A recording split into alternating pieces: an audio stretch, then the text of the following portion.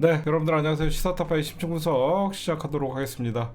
지금 설마 했는데 우리가 얘기하던 데드라인을 계속 넘어갔고 결국은 이제 4월 달까지 왔어요. 이제 막판까지 온 거죠. 4월 18일이면 이제 대한민국은 파국으로 4월 18일이 지나면 이제 대한민국은 돌아올 수 없는 파국의 길로 접어드는 것 같아요. 제가 오늘은 본격적인 심층 분석부터 바로 하고 나머지를 좀 말씀을 드릴게요. 일단은 여러분들 여기저기서 이제 민주당이 법안을 내고 있어요. 법안을 내고 있는데 요거는 조금 이따 제가 좀 더 디테일하게 여러분들 말씀드릴 거지만 지금 이제 헌재법을 개정을 한다 민주당이. 그래서 뭐 6개월 연장시킨다. 재판관 임기 만료 후 후임자가 임명되지 않으면 임기 6개월 자동 연장 뭐 이런 것들은, 그 다음에 문영배 이미성 후임 임명 국힘당에서는 하겠다라고 하고 민주당은 문영배 임기 뭐 연장하겠다. 이거는요 다 4월 18일 이후의 대비입니다. 그쵸? 4월 18일 이후를 민주당이 플랜 B로 대비를 하는 거예요. 저는 아직도 여러분들 4월 18일 이전에 윤석열 탄핵 선고가 나올 거라는 것은 아직도 저는 90% 이상은 믿고 있어요. 헌재가 어떤 식으로 하든 간에 4월 18일 이전에는 저는 결론을 낼 것이다라는 믿음은 아직도 있습니다. 그럼에도 불구하고 민주당은 저것들이 무슨 짓을 할지 모르니까 4월 18일 이후의 대비가 지금 새로운 어떤 법들을 만들어서 헌재법 이런 것들을 지금 만들어내는 것이고, 그러니까 그 부분에 대해서는 제가 이따가 말씀을 드릴게요. 그러니까 굉장히 우리가 이번에 헌재법을 보면서 곳곳에 이 빈틈이 있다라는 걸 느꼈을 거예요, 여러분들도. 그렇죠? 굉장히 이거 생각보다 이거 아니 헌법재판관을 며칠 이내 임명해라. 그 며칠 이내가 없음으로써 여태까지 너무 상식적으로 헌재에서 임명하라 그러면 임명을 하는 걸 당연히 생각했는데 저 인간들은 그런 건 며칠 이내 임명하라는 소리가 없으니까 그거를 또 법 미꾸라지가 그거를 설마 했는데 그걸 진짜 이행을 안 하고 있고요. 그렇죠? 그래서 제가 오늘은 먼저 본론부터 얘기할게요. 어떤 얘기가 돌았었냐면요. 열흘 전쯤에 문영배 재판관님이 권한대행이죠. 문영배 권한대행이 변론, 그러니까 평일을 끝내고 종결하겠다. 평일을 끝내고 종결하겠다라고 이제 결론을 내자.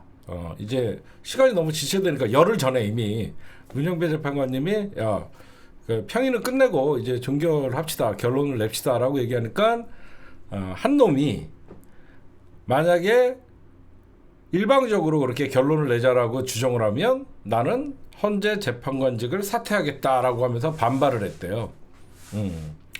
그래서 그 사람은 누군지는 이제 짐작은 가죠. 뭐 조한창, 유력한 조한창이 떠오르고 있습니다. 자기가 직을 사퇴하겠다라고 하면서 얘기를 하면서 그 얘기가 많이 번졌었어요.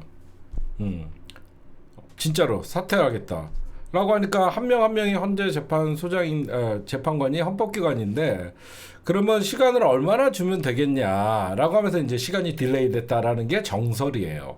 이 바닥에 다 썰이에요. 그러나 그게 가장 설득력 있는 정설 중에 하나예요. 문영배 재판관님은 이미 평일을 끝내자라고 얘기했고 계속 한 놈이 아직 나는 결론을 내지 못했다. 그래서 만약에 내 의견을 무시하면 나는 헌법재판관을 사퇴하겠다. 이렇게 하면서, 왜 그러냐면 한 명이 결론을 못 냈다고 하니까 계속 그 사람을 기다리는 바람에, 여러분들 무슨 말씀인지 아시겠죠? 여기까지는. 그래서 평의가 뭐 요즘 최근에 여러분들 평의가 뭐 30분 하고 끝나고 1시간 하고 끝냈다라는 얘기가 있죠. 그 사람 때문에 그렇다는 거예요. 나머지는 이미 결론을 내거나 자기 마음속에 이미 평의를 끝내다고 하는데 한 놈이 아직 평의가 안 끝났습니까? 모여서 그 사람 때문에 아직 평의가 나는 끝나지 않았다. 그래서 아직 오늘은 어떤 평의가 끝났습니까? 아직도 자기는 모르겠다. 이런 식으로 하면 얘기할 게 길게 얘기할 게 없으니까 평의 자체가 오래갈 이유가 없던 거예요. 그쵸? 이게 가장 설득력 있는 거예요. 이미 나머지는 평의를 끝냈고 결론을 내자라고 얘기하는데 한 놈 조한창으로 유력시 되는 사람이 계속 평의를 열자라고 해서 열었는데 별로 할 말도 없는 거야. 그러니까 평의가 짧아지는 그렇게 됐다. 그쵸? 그러니까 여러분들이 이게 가장 설득력 있는 정설이에요. 계속 시간만 끌고 평의를 열자 뭐였는데 별로 다 이미 끝났는데 한 놈이 계속 시간을 끄니까 그 얘기 무슨 얘기 하나 듣다가 뭐 더 이상 얘기할 거 없으면 끝나겠습니다. 그러면서 이게 뭐 30분 짧게 평의한다 이런 얘기들이 나온 겁니다. 그렇게 저는 그게 그 가장 설득력 있는 것 같아요. 저는요. 대한민국 지금 헌재를 여러분들이 거의 이제 매일 헌재에서 무슨 일이 있나, 헌재에서 무슨 소식 없나 매일매일 헌재를 주목하게 되고 대한민국에서 가장 지금 검색어 1위가 아마 헌법재판소가 아닐까 생각을 합니다. 지금 대한민국 헌법재판소는 스스로 권위를 무너뜨리고 헌법재판소의 권위가 무너진다는 것은 법의 권위가 떨어진 거죠. 대한민국의 헌법이라는 자체가 권위가 떨어진 거예요. 왜 이런 말씀을 드리냐면요. 이미 대통령의 명령을 받고 내란에 가담했던 군인들은 전부 지금 감옥에 있죠. 근데 그 명령을 하달한 윤석열은 관저에서 생활을 하고 있습니다. 이 자체가 대한민국의 법치가 무너진 겁니다. 이게 말이 됩니까? 윤석열이가 시키지 않았으면 그 사람들이 지금 계엄령에 동원됐겠어요? 왜 그 사람들은 감옥에 있고 이런 내란 수개 새끼는 김치찌개 처먹으면서 집에서 소주 까면서 이 자체가 대한민국은 법이 무너진 거예요. 그렇잖아요. 이 자체가 지금 대한민국은 현재 헌법이 무너졌다는 상징적인 게 바로 내란 수개는 지금 관저에서 술 처먹고 김치찌개 처먹고 그러고 앉아있고 지금 나머지 윤석열의 명령을 하달받은 사람들은 감옥에 있는 이런 현실들이 대한민국은 법은 없다라고 하는 게 사실 맞는 거죠. 그 다음에 이런 말씀을 좀 드리고 싶어요. 애초에 우리가 모두가 윤석열이 내란 쿠데타를 일으켰을 때 많은 사람들이 이거는 너무나 명백하니까 신속하고 합리적인 어떤 탄핵 심판이 이루어질 것이다 라고 하면서 전부 낙관을 했어요. 너무 그쵸? 이거는 박근혜보다도 박근혜는 이거에 비하면 양반이야 라고 하면서 우리는 윤석열 탄핵은 너무너무 상식에 어긋나지 않는 너무나 당연한 판결이 나올 것이다 라는 모두가 그렇게 생각해요. 이건 진보와 보수를 넘어서 일반 국힘당 지지자들 뿐만 아니라 이런 생각을 했는데 그러면서 얘기한 게 이제 8대 0은 뭐 불변의 법칙이다 이런 얘기를 했습니다. 이런 전망은 전부 다 빗나갔어요. 그럼 왜 이런 일이 발생을 했을까? 그쵸? 왜 이런 일이 발생을 했을까? 누구나 상식적으로 보면 군을 동원해서 국회를 장악을 하려고 그랬고 말도 안 되는 계엄령을 선포를 했고 계엄 포고령 자체가 위법인데 왜 그럼 이렇게 어려운가? 사람들이 이런 얘기를 합니다. 묻곤 해요. 이유는 딱 한 가지예요. 법은 절대 약자와 서민을 위해서 존재하지 않아요. 법은 지배 계급을 위해서 존재합니다. 이게 바로 여러분들 이게 마르크스가 얘기했던 거예요. 저는 이 말이 굉장히 와닿더라고요. 법은 지배 계급을 위해서 존재하기 때문에 이 탄핵 심판이 계속 어긋나는 겁니다. 너무 상식적이지만 왜 그러냐? 여러분들 들어보세요. 우리가 1995년에 전두환 노태우를 검찰이 불기소를 합니다. 전두환 노태우를 검찰이 불기소를 해요. 처음에. 이유가 뭔지 아시죠? 성공한 쿠데타는 처벌할 수 없다. 이런 말도 안 되는, 그렇죠? 성공한 쿠데타는 처벌할 수 없다라는 희귀한 법 기술을 발동을 해갖고 검찰은 이게 특검이 아니었으면 그러니까 결국 전두환 노태우는 특검에 의해서 그때 이제 처벌을 받았죠. 근데 그 당시에도 성공한 쿠데타는 처벌할 수 없다라는 희귀한 논리를 들고 나왔죠. 지금 제가 보면 헌재에서 들고 나오는 희귀한 논리는 이거라고 생각을 해요. 뭐냐? 실패한 내란은 통치행위이다. 그렇죠? 이거는 통치를 하기 위해서 경고성 이런 말들이 진짜 먹힌다는 게 나는 참 개탄을 금할 수가 없습니다. 이거는 실패한 내란이기 때문에 통치행위지 내란행위가 아니다. 응? 이런 판결이 나오지 말라고 할.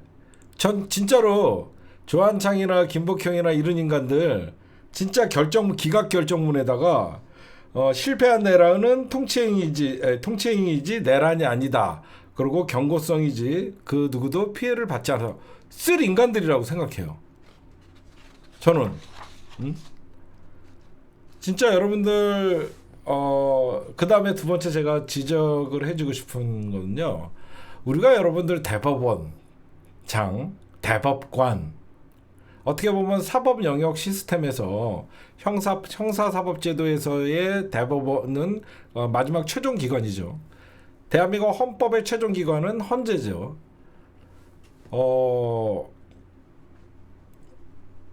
이 사람들이 언제부터 망가지냐면요.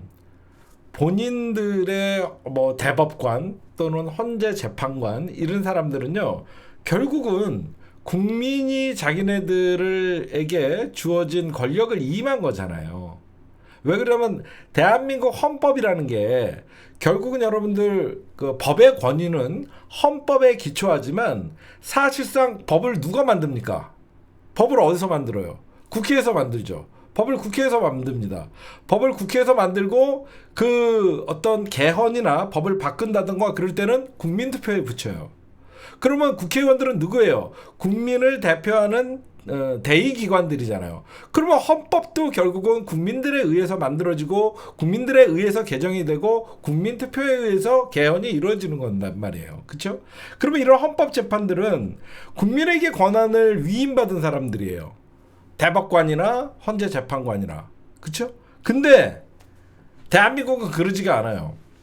대법관이 되든 헌재재판관이 되든 본인들이 최후의 심판자로 착각을 해요. 이게 가장 문제입니다. 본인들은 최후의 심판자가 아니라 법을 최종적으로 지켜야 될 국민을 대리인으로 생각을 해야 된다는 거예요.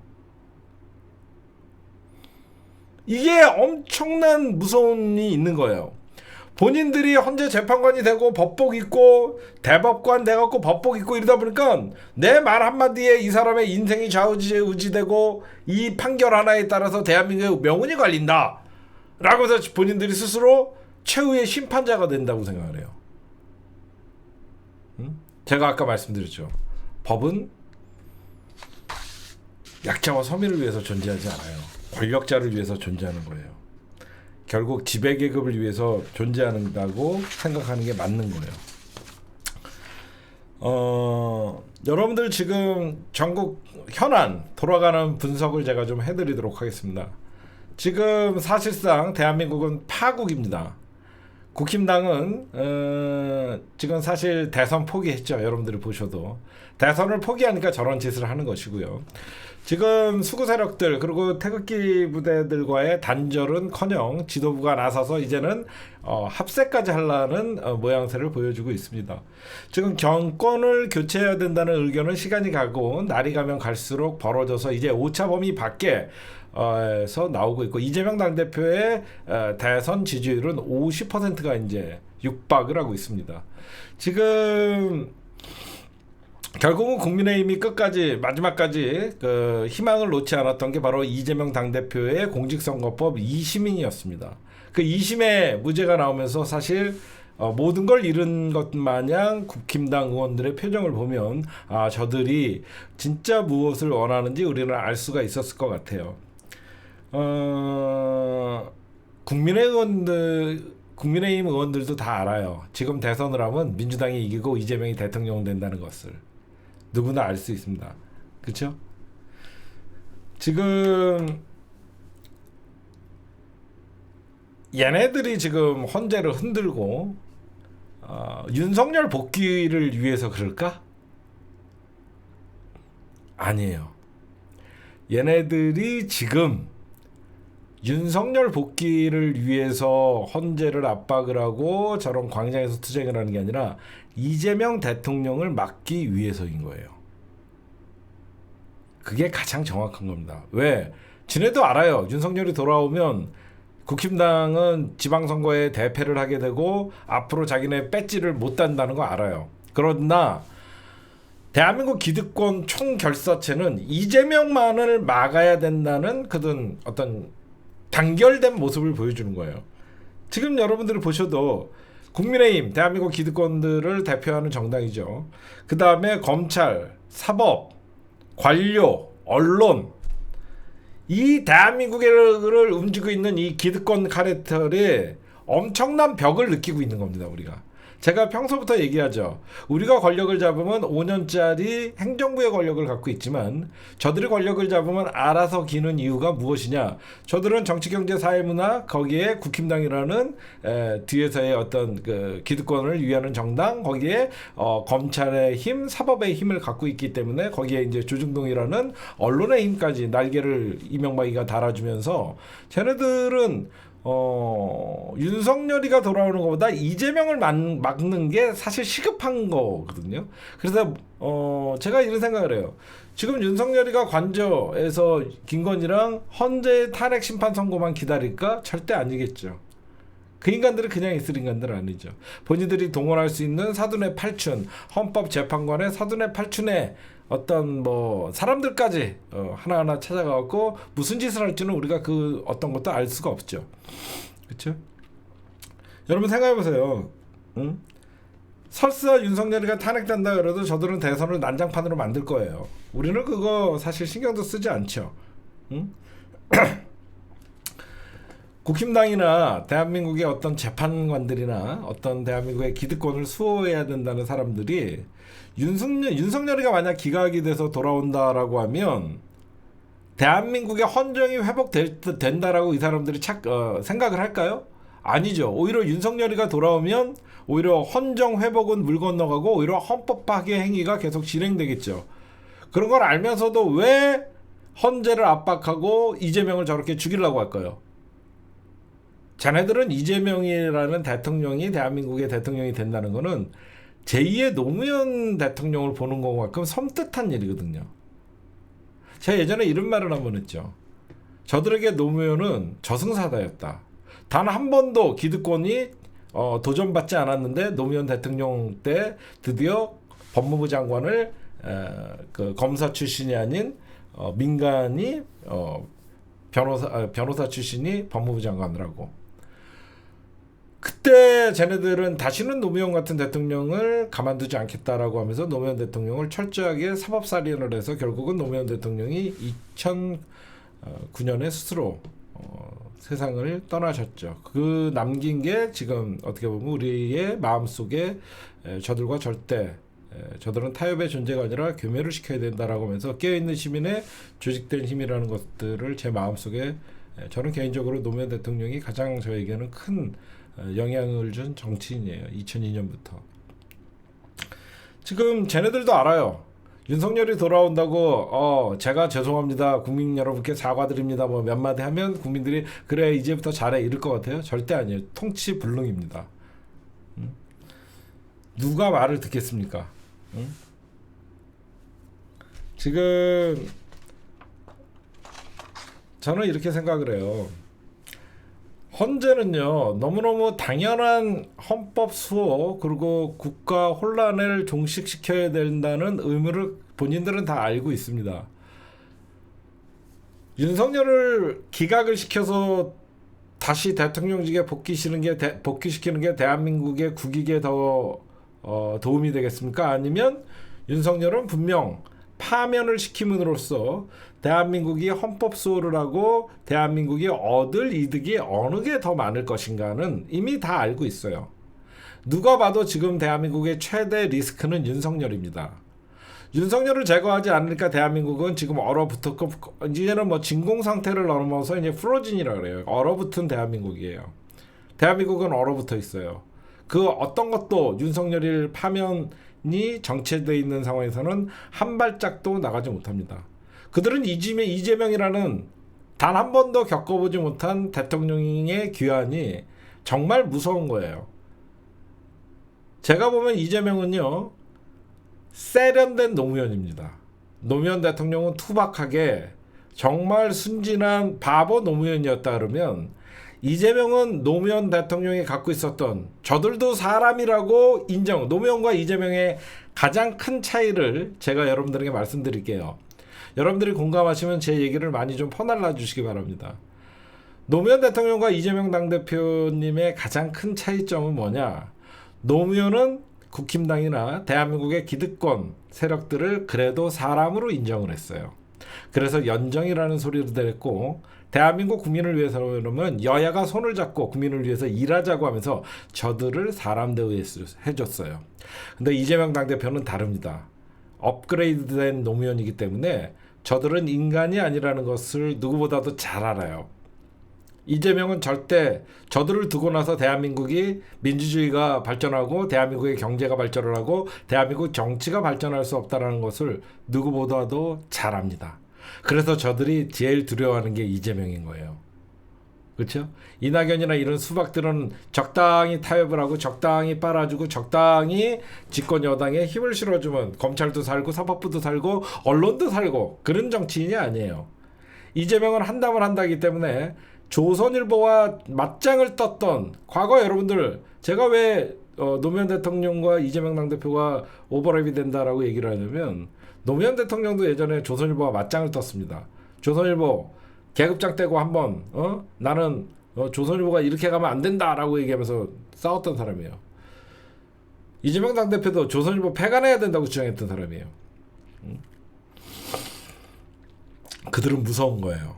윤석열의 복귀, 그러니까 윤석열의 복귀도 국힘당은 사실 바라지 않습니다. 여러분들이 돌아가는 거 보세요. 국힘당이 윤석열 돌아오면 와, 우리 대통령 돌아오셨다 이럴 것 같아요? 아니에요. 윤석열 때문에 국힘당이라는 기존에 있던 보수, 수구 보수 정치권이 완전 괴멸되고 있다는 건 스스로들이 더 잘 알아요. 사실 윤석열이 돌아오는 것보다는 이 상태가 계속 유지돼서 어떻게든지 윤석열 내란을 극복할 시간을 벌기 위해서 현재 재판관 임명을 한덕수나 지금 최상목이가 마흔적 재판관을 임명을 하지 않는 거예요. 왜? 한덕수와 최상목이가 마흔적 재판관을 임명하는 순간 결국 뭐죠? 얘네들이 막고 싶어하는 것은 탄핵을 막는 게 아니라 조기 대선을 막고 싶어하는 거죠. 제 말이 맞죠? 그렇죠? 얘네들은 윤석열의 복귀를 말하는 게 아니라 조기 대선을 막기 위해서 이렇게 난장판을 부리는 겁니다. 윤석열 탄핵을 막아야만 어떻게든지 조기 대선이 열리지 않는다는 것이죠. 조기 대선이 열리지 않는 방법은 두 가지죠. 첫 번째, 헌재에서 기각되게 하는 방법. 두 번째, 선고를 하지 않게 하는 방법. 두 가지밖에 없잖아요. 그렇죠? 그래서 헌재에서 조한창이는 특수임무를 받고 시간을 만약 끌으면 문영배 재판관과 이미선 재판관의 임기가 4월 18일까지니까 그때까지만 버텨라. 너의 임무는 조한창 프로젝트, 조한창의 미션은 4월 18일까지만 버텨라. 그래서 이미선과 문영배를 사퇴하면 헌재는 6인 체제가 되면 더 이상 윤석열 탄핵 심판은 정체되고 권한대행 체제로 2년 반 동안 가면 사람들은 또 거기에 적응하고 살 거라는 착각을 하고 있죠. 그렇게 되면 내란은 온데간데 없고 내란 정당이라는 이미지에서 국힘당은 조금 벗어나서 내년 지방선거를 준비하고 대선을 준비하라, 이런 꼼수예요. 제가 보면. 그렇죠? 이 말은 정확합니다. 국힘당도 윤석열 복귀를 바라지 않아요. 진짜로 국힘당도 윤석열 복귀를 바라지 않습니다. 그래서 윤석열이가 복귀하면 결국 윤석열 복귀보다는 조기 대선을 막기 위한 사력을 다하고 있는 거예요. 지금 제가 보면 그래요. 지금 그래서 딴 거 없어요. 대통령을 파면함으로써 얻을 수 있는 국익, 대통령 자리를 유지시키면서 얻을 수 있는 국익, 어떤 게 더 나라를 위해서 더 가치가 있을까? 이게 헌재가 보는 거예요.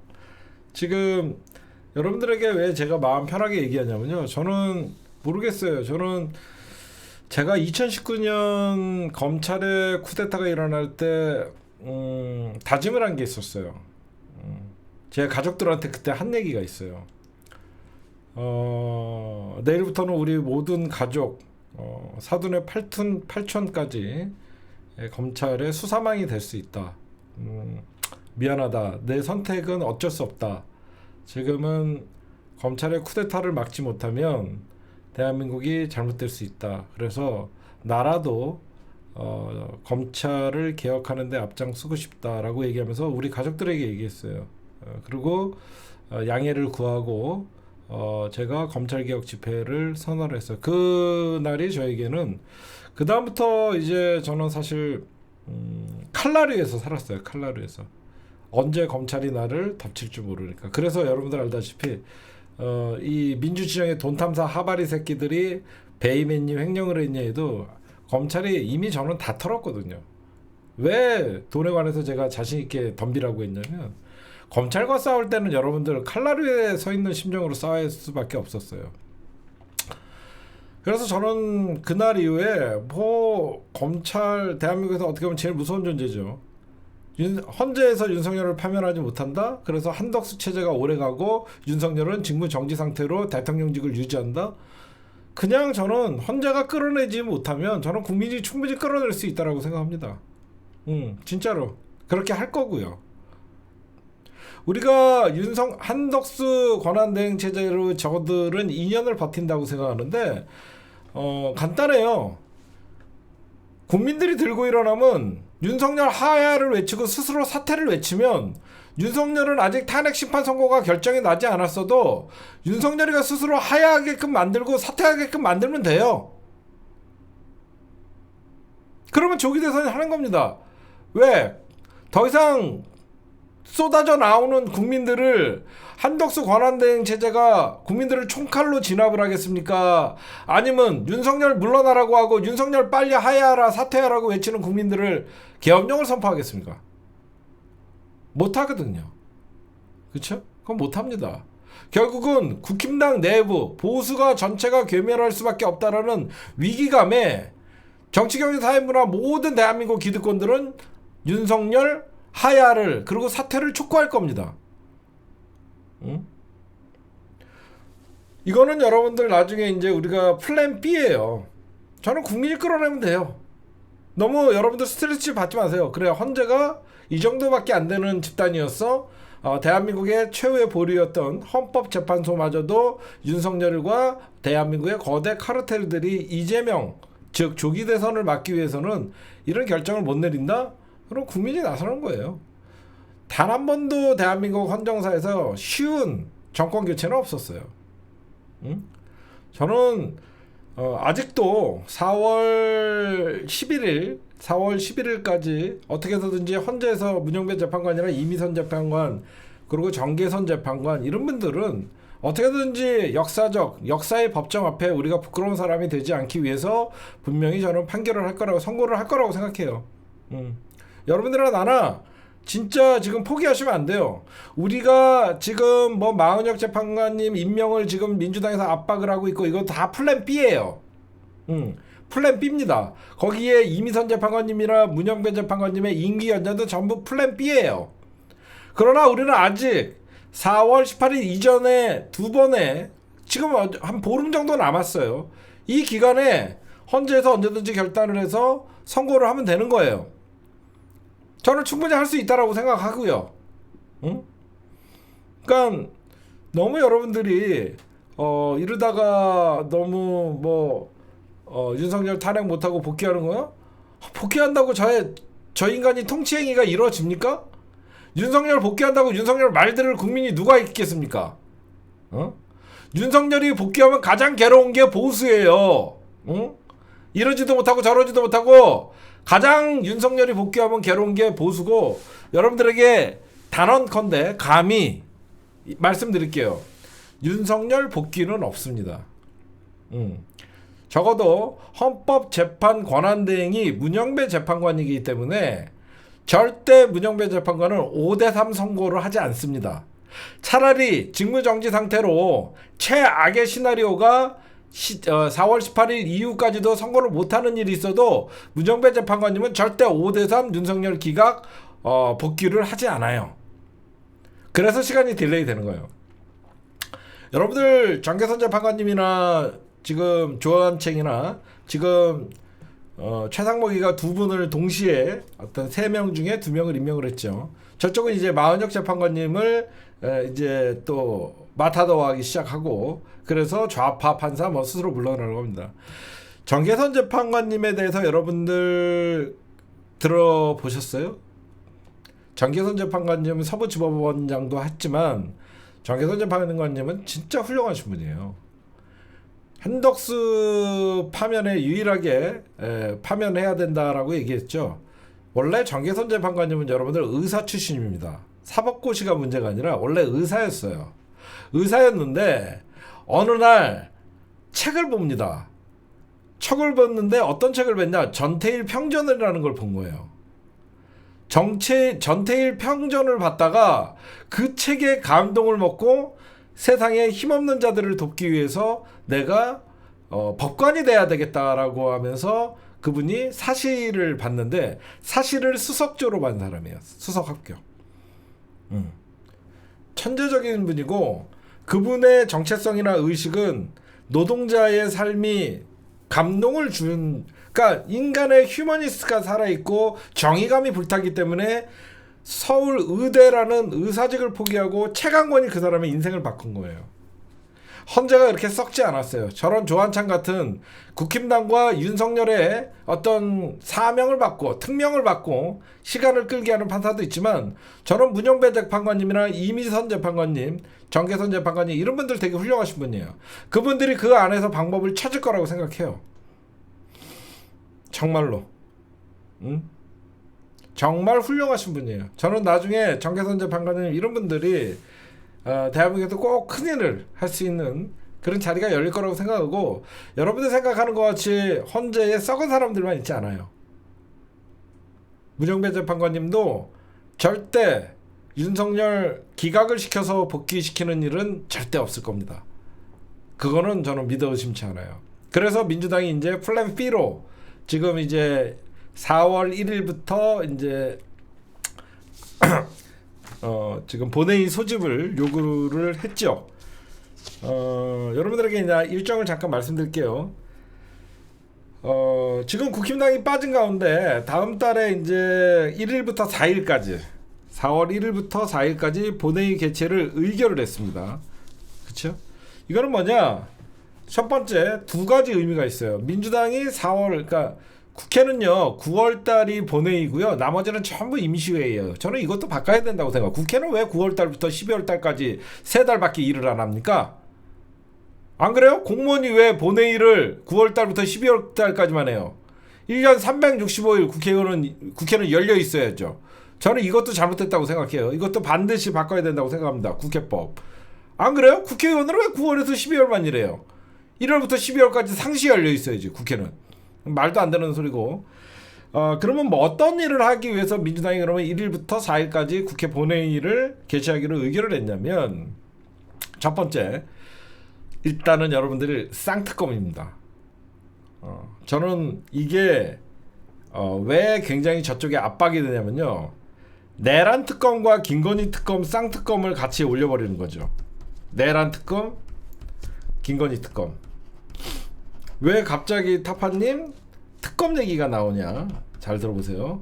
민주당이 특검을 올려요. 두 번째, 첫 번째가 특검을 올리고, 두 번째 한덕수, 최상목 등 내란 국무회의에 가담한 자들을 일괄 탄핵시켜야 됩니다. 지금 제가 민주당에게 계속 얘기하는 게 한덕수랑 최상목이만 탄핵시키면 안 된다. 그렇죠? 지금 한덕수랑 최상목이만 탄핵시키면 안 된다. 이왕 넘어야 될 사안일 때는 내란 국무회의에 참석한 일괄 탄핵시켜야 된다. 그래야지 국무회의에서 의결 종족수 미달로 아무것도 못한다. 왜 그러냐면 민주당이 내란 특검을 통과를 시켜버리면요, 마은혁 재판관 압박이 얼마나 커지냐면, 내란 특검이랑 지금 한덕수나 최상목이는 내란의 주요 공범들이잖아. 그거에 지금 떨고 있어요. 민주당이 내란 특검이랑 김건희 특검을 딱 통과시키는 순간, 민주당이 본회의에서 내란 특검이랑 김건희 특검을 통과시켜 버리잖아요. 그리고 내란 종사자들을 일괄 탄핵을 시키면요, 거부권을 못 씁니다. 자동 특검이 통과가 되는 거예요. 이해가 가세요? 그러면 앞으로 한덕수가 됐든 최상목이 됐든 얘네들이 거부권으로 지금 계속 내란 특검을 막아왔잖아. 국무회의의 상정조차 안 되고 국무회의 의결이 안 되니까 자동으로 특검이 통과하게 되면 한덕수나 최상목이는 죽어요. 응? 그래서 민주당이 1일부터, 그래서 여러분들 일괄 탄핵이 왜 중요한, 제가 계속 주장하는 게, 지금 민주당이 한편에서는 최상목이랑 한덕수만 탄핵하자, 그 다음에 대기하고 있는 이주호는 더한 놈이야. 응? 더한 놈이야. 이거는 뭐냐면 15일을 기다리다, 이거는 4월 18일 이후의 플랜이에요. 4월 18일 이후의 플랜. 그쵸? 막말로 헌재에서 4월 18일까지 뭐 선고를 못하고 그러면 내란 특검 통과해놓고 국무위원 올 탄핵 기다렸다가 표결로 전부 탄핵시켜버리고 4월 18일까지 이제는 2판 4판이지. 민주당도 다 해야지. 그래? 니네 헌재가 선고 안 해? 한덕수 권한대행 갈 거야 계속?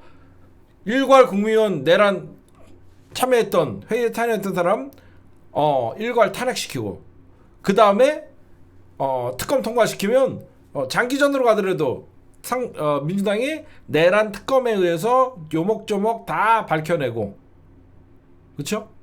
그러면 저것들 다 이제 처벌되고, 그러면 당연히 법대로 하게끔 되면, 이거는 플랜 B예요. 근데 민주당이 이걸 하기 위해서, 이게 어제 여러분들 민주당 얘기를 좀 해드릴게요. 민주당에서 원래 어제 좀 혼선이 있었어요. 어떤 혼선이 있었냐면, 민주당 3선 이상 중진들은 야, 지금 탄핵은 위험하다, 그쵸? 지금 탄핵은 위험하다에다가 지금 마은혁 재판관 임명을 위해서 헌재를 압박하는 건 좋지만, 지금 이 문영배 재판관이나 이미선 재판관의 임기를 연장하는 것은 이거는 위헌적 요소가 있다. 그래서 이거는 추진하지 말자. 라는 게 지배적이었어요. 그래서 민주당이 사실 오늘 아침까지만 해도 문영배 재판관이나 이미선 재판관의 임기 연장 6개월 이거는 사실상 안 하려고 했는데 낮 3시 정도인가 확 바뀌어 버렸어요. 낮 3시 정도인가 확 바뀌어 버렸습니다. 바뀌어서 민주당이 이거는 임기 연장도 하고 해야 된다라고 하면서, 아니 민주당이 바뀌었어요. 제가 여러분들에게 얘기하는 거는 제 생각만 얘기하는 게 아니라 지금 전부 민주당이 왜 그러냐면, 이거를 빨리 해야지, 일괄 탄핵을 해야지 저것들이 문영배 재판관, 이미선 재판관의 후임을 한덕수 권한대행이 사실 하려고 그러잖아요. 임명을 하려고 할 수 있거든요. 원래 헌법재판관 임기 2달 전에 임명을 하곤 해요. 그래서 국회 인사청문회를 거치고 국회에서 인준을 받는데, 지금 마은혁 재판관을 임명하지도 않으면서 후임 재판관을 자기가 임명을 하려고 하는 말이 앞뒤가 맞지 않기 때문에 한덕수도 이런 짓을 못하는 것이거든요. 지금 말씀드리면요, 내일 법사위에서 문영배, 이미선 임기 연장 법안을 처리하기로 했고요. 대행은 대통령 목, 헌법재판관은 임명 못한다. 권한대행이 이것도 발의할 거고요. 지금 그 다음에 국무위원들, 아까 제가 얘기했던 일괄 탄핵을 시킨 다음에 국무회의가 무력화되면 국회의장이 법안을 공포하게끔, 국회의장이 법안을 공포하게끔 지금 민주당이 할 수 있는 건 다 하는 거예요. 그죠? 그래서 여러분들이 이게 될까? 몰라. 한번 지켜보자고. 결국 민주당이 헌재법 개정안이거든요. 그래서 법사위를 통과시켰어요. 일소위를 통과시켰어요. 일소위를 통과시켰다는 것은 언제든지 법사위 전체 회의를 열면 정청래 의원이 땅땅땅 치면 끝나는 거예요.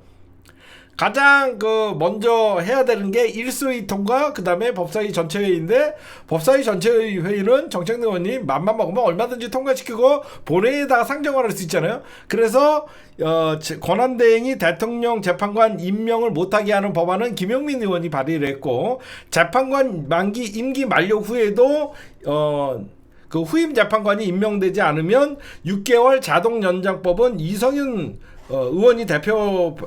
나는 요것도 잘못됐다고 생각해요. 이렇게 6개월이라고 못 박으면 안 돼. 이거 민주당이 순진한 거야. 이거를 뺐으면 좋겠어요. 안 그래요? 저 인간들이 어떤 인간들인데 6개월 왜 우리가 스스로가 기간을 못 박냐고. 후임이 임명될 때까지라고 해줘야지. 안 그래요? 왜 우리가 스스로 6개월 지나면 초조하게 이렇게 만드냐고. 후임 재판관이 임명되지 않으면 헌재의 재판관들이 그 자리를 메꿔야 된다라고 해놓으면 되잖아. 6개월 금방 가거든. 그래서 이거는 자동으로, 이거는 누가 했냐면 더불어민주당의 이성윤 의원이 만들었고, 지금 국힘당에서는 문영배, 이미성 후임을 한덕수가 임명을 해야 된다 이렇게 맞서고 있고, 민주당은 무슨 말 같지도 않은 권한대행이 대통령목을 임명을 하냐? 아니다. 이거는 문영배, 이미선 임기가 연장돼야 된다. 이렇게 맞서고 있는 현재 상황이고, 그러면 어떤 위헌적인 논란이 있을 수가 있냐? 저 부분이에요. 뭐냐면 헌법재판관의 임기는 6년으로 한다라는 헌법 조항이, 그러면 지금 이미선 재판관이나 문영배 재판관이 6년을 넘어가면 그게 헌법에서 위배되는 거 아니냐라는 위헌 조항이 있는데, 얼마든지 이거는 법은 어떻게 해석하냐에 따라서 굉장히 달라집니다. 이유는 권한대행은 후임자 임명권이 없지만 그 헌법기관은 누가 봐도 헌재는요, 기능을 유지하고 헌정 위기를 극복하기 위해 불가피하고 시급한 대안으로 그 자체가 합헌으로 정당화될 수 있어요. 그렇죠?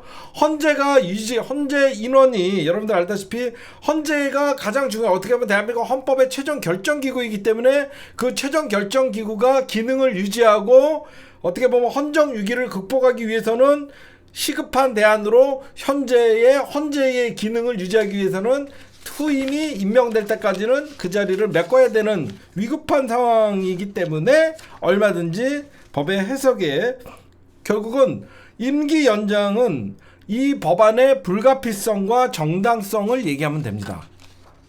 그렇잖아. 대한민국 헌법의 최종 결정기구인데 여기가 2명이 나감으로써 후임이 임명이 안 되면 그 기능이 상실되면 대한민국의 국익을 해치고 헌법 수호에 악영향이 있을 수 있다라고 얼마든지 헌재가 해석을 할 수 있기 때문에 이거는 임기 연장의 불가피성 그리고 정당성을 얼마든지 어필을 하면 됩니다라고 얘기들이 나오고 있는 거예요.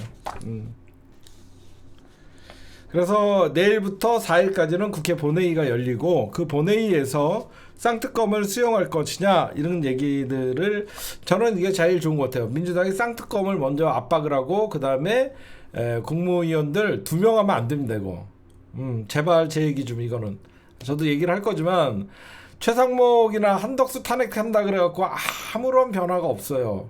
그냥 국무회의에 이왕 한 방에 탄핵하는 건 일괄적으로 탄핵을 해버리고, 이렇게 하지 않으면 안 된다. 그렇게 여러분들 말씀드리고, 그 다음에 국힘당이 여러분들 오바를 합니다.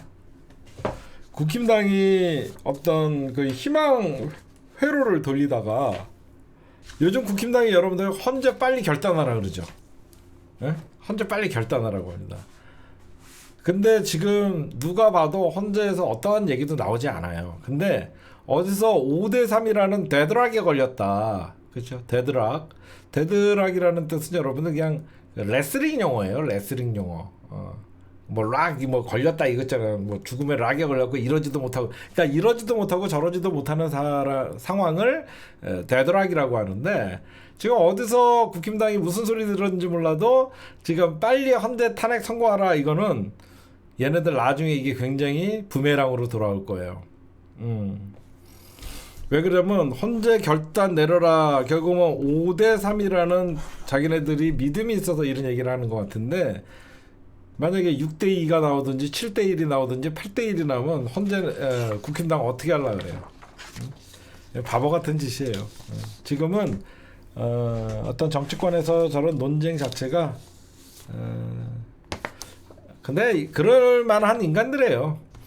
계엄은 잘못이라고 떠들던 인간들이 이제는 입장까지 바꿔서 계엄을 옹호하고 있는 인간들이에요. 자, 이 지경까지 됐다라는 자체가 굉장히 우리가 비통하죠. 처음에 국힘당도 여러분들 계엄은 잘못됐다라고 떠들던 인간들이 이제는 계엄을 옹호하는 사실 민심은 떠나가는 나발이건 민심이건 어떻게 보면 윤석열과 함께 같이 사라지겠다라고 친윤 세력들이 이러는데 우리 입장에서는 이 마지막 고비 윤석열 탄핵이라는 고비만 넘으면 저들이 가장 두려워하는 이재명 대통령 시대가 오거든요. 그러면 쟤네들은 상상하기도 싫거든요. 이재명 당대표는요 바보 노무현 대통령이 세련된 노무현, 업그레이드된 노무현이에요. 굉장히 머리가 그리고 정치적 순발력 엄청나게 빨라요. 노무현 대통령은 화살을 맞아가면서도 본인의 뜻을 관철하는 스타일이면 이재명 당대표는 이쪽으로 가다가는 화살을 집중적으로 맞을 것 같으면 방향을 돌려서라도 본인의 목표를 달성하는 사람이에요. 이재명 당대표는 업그레이드된 노무현이기 때문에 저들이 제일 무서워하는 거예요. 그 다음에 한덕수가 이재명 당대표께서 수차례 회동을 제안했는데 답신을 안 하고 한번로 쌩깐 거죠. 이건 뭐냐면 그냥 뭐 정쟁에는 휘말리지 않겠다. 지금 뭐 국가 경제 민생 현황 대응이 우선이다라고 하면서 거절했다라고 하는데 거절한 이유는 무서운 거예요. 할 말이 없는 거죠. 할 말이 없는 거죠. 할 말이 없는 거죠. 당연히 이재명 당대표가 한덕수 만나면 뭐라고 얘기할 것 같아요. 최후 통첩할 거 아니야. 마지막 기회입니다. 마은혁 재판관 임명하시고 이것저것 하고 야당에게 지금 여러분들 경제랑 민생이 우선이라는 한덕수 이게 말입니까? 경제랑 민생을 챙기면 야당의 협조가 없이는 절대 챙기지 못합니다. 정말 맞죠? 한덕수가 뭘로 민생과 경제를 챙깁니까? 야당의 협조를 구해야지. 야당이 국회에서 법안을 만들어갖고 추경을 하고 여러가지 협조를 해야만 되는데 주둥이로는 경제랑 민생을 챙긴다 그러면서 야당 대표를 안 만나준다? 도망 다니는 거죠. 왜? 죄 지은 놈이니까. 죄가 많은 놈이니까 도망갈 수밖에 없죠. 저는 그렇게 봐요. 지금 어떤 놈은 윤석열 파면이 지연됨으로써 대한민국 환율과 신용도가 위험도가 올라가고 있죠. 어떤 놈은 돈 엄청나게 벌었을 겁니다. 대한민국 경제수장이라고 하는 최상목이는 미국 국채를 2억 원어치나 작년에 매입을 했대요. 오늘 여러분들 환율이 1473원까지 올라갔어요. 이게 미국 국채는요 우리나라 경제가 안 좋고 환율이 올라가면 올라갈수록 그 사람이 베팅한 거에 대해서는 돈을 버는 거예요. 대한민국 경제 수장이라는 새끼가 미국 국채를 샀다는 것은 대한민국 경제 나빠지게 하느라는 수작입니까? 뭡니까? 그냥 지 2억 날리고 싶지는 않을 거 아니에요. 거기서 뭔가 이득을 보려고 할 거 아니에요. 그러면 대한민국 경제가 좋아지고 환율이 안정화가 돼야 되는데 뭐하러 베팅을 하겠어요? 경제 수장이라는 새끼가 앞으로도 계속 이 내란 사태는 지속될 것이고 대한민국 경제는 나빠질 것이다 라는 그런 놈이 대한민국 경제수장 대통령 권한대행을 하는 이건 진짜 나쁜 놈이에요. 이런 놈들. 나라는 망해 가는데 지 배때기 채우는 진짜 예전 나라가 조선 말기에 나라 망할 때 모든 전국의 관료들이 지 배때기 채우고 민심을 그 백성들은 굶기면서 그러다가 결국 밀란이 일어나고 국권이 침탈당했거든요. 정말 이런 나쁜 놈들이에요. 이런 것들. 그 다음에 제가 오늘 한 가지 뉴스를 봤는데 이런 뉴스는 아주 좋은 뉴스라고 개인적으로 생각해요. 뭐냐,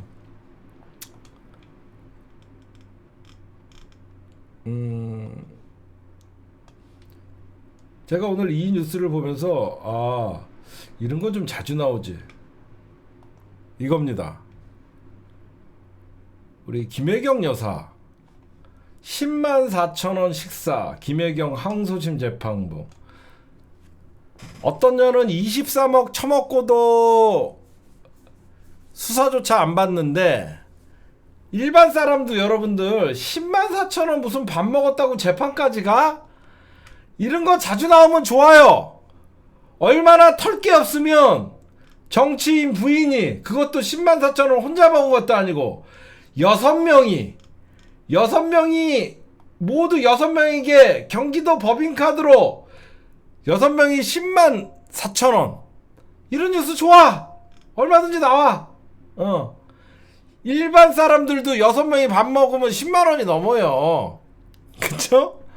일반 사람들도 이런 뉴스는 여러분들 재판부가 나중에 이재명 얼마나 청렴결백하고 이재명 얼마나 털 게 없으면 6명에서 밥을 먹었는데 그것도 자기 식구들끼리 먹은 것도 아니고 민주당 정치인들이랑 먹고 일 때문에 만났는데 104,000원이면 1인당 얼마입니까? 한 18,000원 돼요 여러분들. 18,000원짜리 밥 먹었다고 재판을 받고 있습니다. 이거는 누가 봐도 이재명 죽이기, 이재명 털어도 먼지가 안 나는 이런 뉴스는 자주 나왔으면 좋겠어요. 제가 보면 니들 50억 퇴직금 받아도 니들은 무죄돼? 어떤 새끼는 아들이 50억 퇴직금을 받아도 무죄 판결 받고 풀려나고, 어떤 사람은 6명에서 104,000원짜리 법인카드를 써도 재판받고. 그러니까 법이, 제가 얘기했잖아요. 법은 아까 뭐라 그랬어요? 권력자들을 위해서 존재하는 거예요. 그래서 법이 기득권 카르텔이라는 얘기가 있는 겁니다, 여러분들. 오늘 심층 분석은 여기까지만 녹화를 하도록 하겠습니다.